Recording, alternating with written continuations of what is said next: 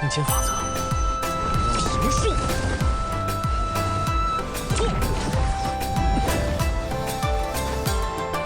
Yo yo yo, halo lurku semuanya. Gimana nih kabarnya lur? Semoga dalam keadaan sehat dan mood yang baik-baik aja ya lur ya. Jadi kali ini kita bakalan ngelanjutin Donghua series yaitu Supreme Above the Sky. Dan buat teman-teman yang mungkin baru gabung, Mimin saranin untuk nonton bagian sebelumnya dulu. Linknya ada di deskripsi. So, sebelum kita lanjut, bolehlah ya untuk di subscribe tipis-tipis agar kalian tidak ketinggalan video-video berikutnya. Oke, nggak usah berlama-lama lagi, siapkan kopi, luruskan kaki, hormati gurumu, sayangi temanmu, cintai pacarmu, itulah tandanya kita masuk ke intro, let's go!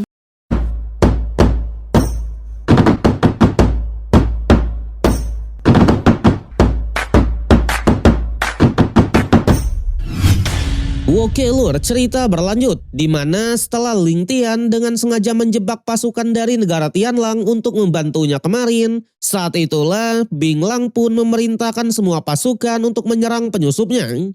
Terjadi pertarungan. Namun meskipun begitu, penyusup pun mengaku kalah dan berniat untuk segera pergi. Di sana ia hanya mengingatkan di perjamuan jenius nanti Ling Tian pasti akan membayar semuanya.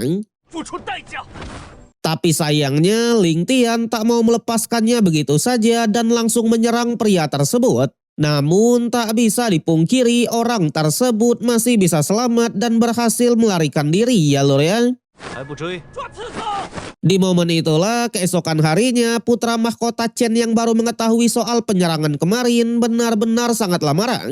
Karena ternyata Bing Lang dan pasukan ini sudah ditugaskan untuk melindungi Ling Tian diam-diam. Tapi mereka malah sok-sokan ingin mengujinya.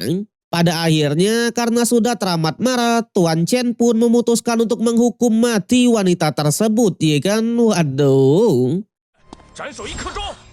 Untungnya belum sempat melakukannya, Nona Yingsu pun menghampiri.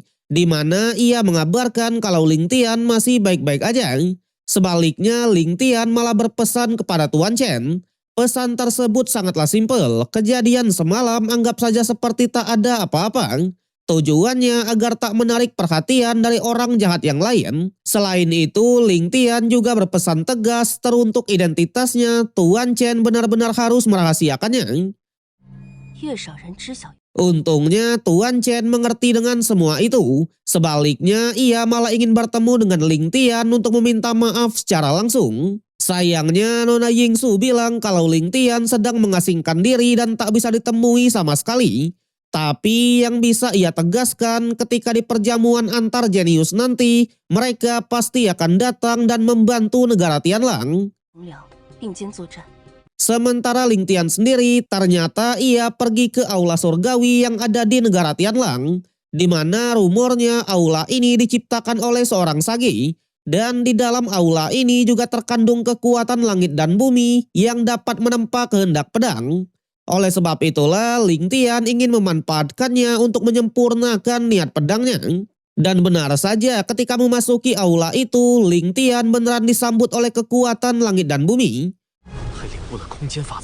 Untungnya kekuatan langit dan bumi di lantai pertama ini masih sangatlah lemah sehingga Ling Tian masih bisa mengatasinya. Bahkan ia pun langsung memutuskan untuk naik ke lantai kedua.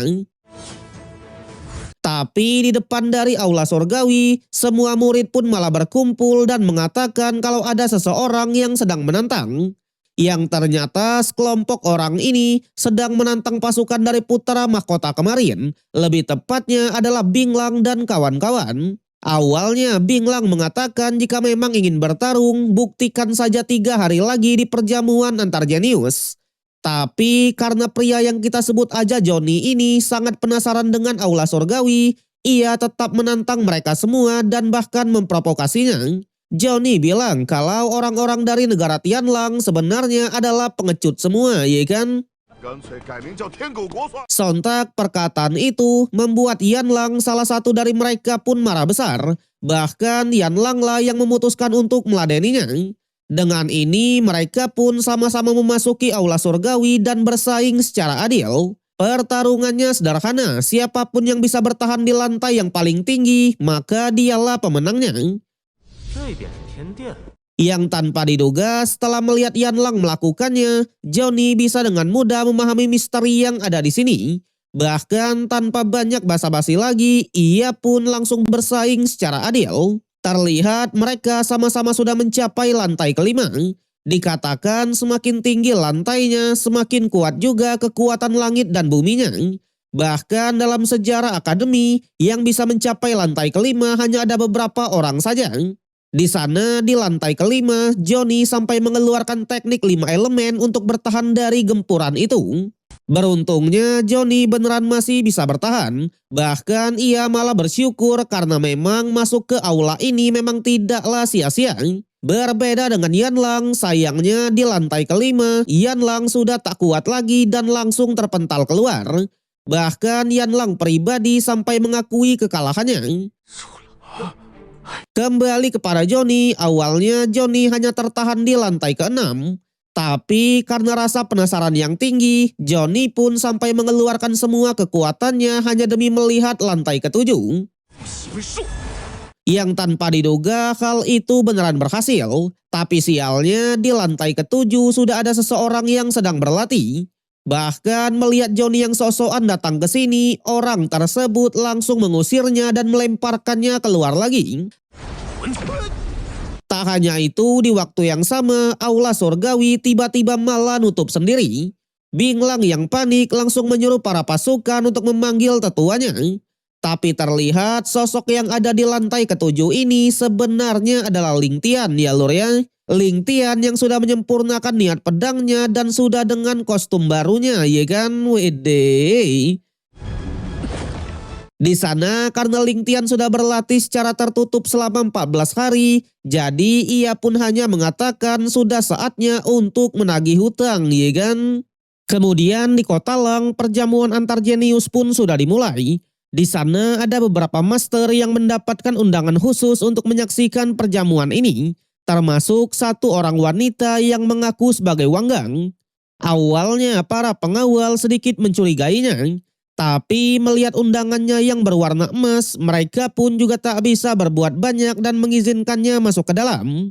Setibanya di dalam, Nona Wang ini langsung mengincar berbagai makanan yang lezat ya lur ya. Waduh.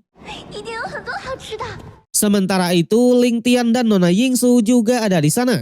Bedanya Ling Tian sudah menggunakan sebuah topeng dan menyembunyikan identitasnya. Sampai putra mahkota Chenla, sampai Tuan Chenla yang menyambut mereka semua dan mengatakan kalau perjamuan ini dikhususkan untuk 7 jenius dari negara Tianlang yang akan ikut ke turnamen wilayah Xi'an. Tentunya ia pun hanya berharap agar semua peserta bisa memberikan hasil yang terbaik. Tapi di saat yang sama, Nona Wang malah menghampiri meja dari Ling Tian, di mana ia langsung bertanya-tanya kenapa jenius dari negara Tianlang hanya ada 6 saja yang maju ke depan tadi.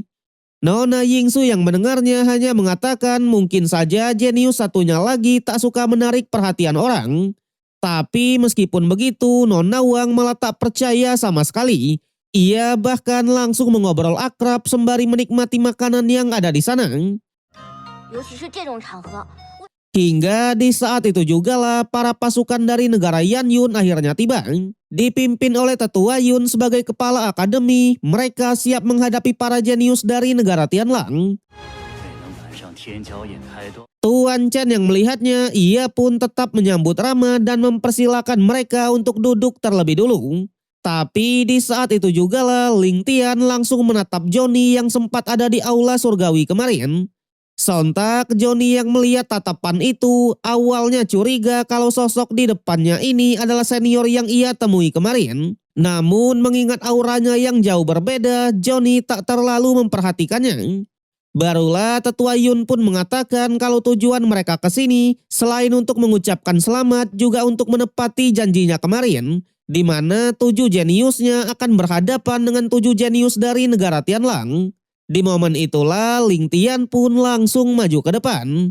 Awalnya para warga benar-benar sangatlah kaget. Nyatanya putra mahkota belum memberi perintah aja, Ling Tian malah sudah maju duluan.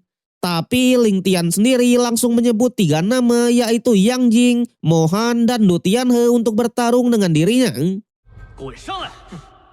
Sontak melihat kesombongan itu, Yan Sheng benar-benar marah besar. Apalagi Ling Tian hanya di ranah laut spiritual tingkat ke-6. Namun Tuan Chen pun langsung mengatakan kalau pria ini adalah perwakilan dari negara Tianlang yang akan berangkat ke turnamen wilayah Xi'an, di mana ia adalah jenius ke-7 yang bernama Sulang.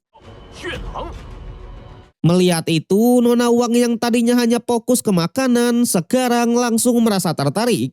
Tapi tetap saja Yan Sheng pun meremehkannya. Menurutnya negara Tianlang pasti sudah kehabisan banyak jenius. Perkataan itu membuat tetua Yun pun sampai turun tangan dan meminta maaf secara langsung. Katanya para jeniusnya memang suka bicara belak-belakan.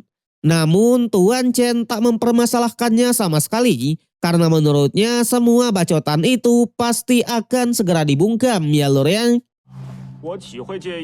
Pada akhirnya Yang Sheng pun maju ke depan dan siap menghadapi King Ling Tian. Awalnya Ling Tian bilang kalau Yan Sheng tidaklah pantas sama sekali. Ia bilang seorang jenius baru akan disebut jenius karena mereka bisa mengeluarkan potensi yang jauh melampaui levelnya sendiri. Sedangkan Yan Sheng bukanlah orang tersebut. Apalagi menurut sepengetahuannya di negara Yan Yun masih ada jenius yang bernama Ye Yan atau teman Ling Tian itu sendiri yang lebih pantas untuk menjadi perwakilan dari negara tersebut. Sontak statement itu membuat Yan Sheng pun sangatlah marah. Dalam sekejap ia pun langsung mengamuk dan mengeluarkan tombak apinya. Tapi sayang this is King Ling Tian ya lor ya. Di mana ia bisa dengan mudah menahan serangan itu. Bahkan daripada Yan Sheng mati sia-sia di turnamen wilayah Xi'an, lebih baik langsung mati saja oleh King Ling Tian, ya kan? Wede.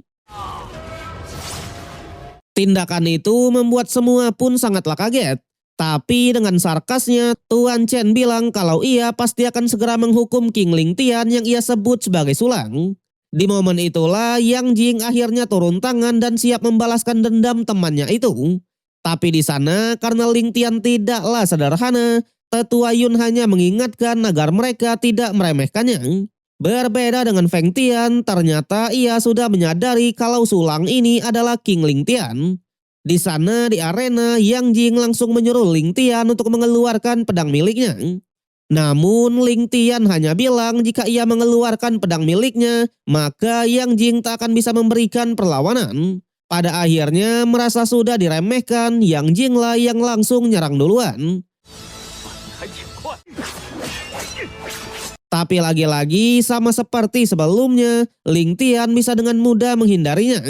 Bahkan ketika Yang Jing mengeluarkan teknik pedang bayangan, King Ling Tian bisa dengan mudah menangkap tubuh aslinya hanya dengan satu jarinya saja. Sontak semua pun kembali dibuat kaget. Apalagi sembari mematahkan pedang milik musuhnya, Ling Tian bilang kalau doi masih terlalu lemah, ya kan? Wede. Tapi sayang episode yang kali ini harus berakhir sampai di sini. So, bagaimanakah kelanjutan dari Ling Tian? Apakah ia akan menghabisi semua jenius dari negara Yan Yun? Kita nantikan aja ya lur ya. So, kalau kalian suka dengan konten ini, jangan lupa kasih jempolnya, kasih hype-nya, subscribe biar nggak ketinggalan update, dan share ke berbagai platform untuk memajukan channel tercinta ini ya lur ya. Oke lah, gua Rian pamit undur diri, sampai jumpa di konten berikutnya. Arigatou.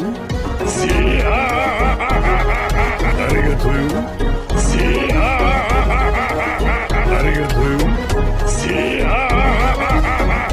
Arigatou.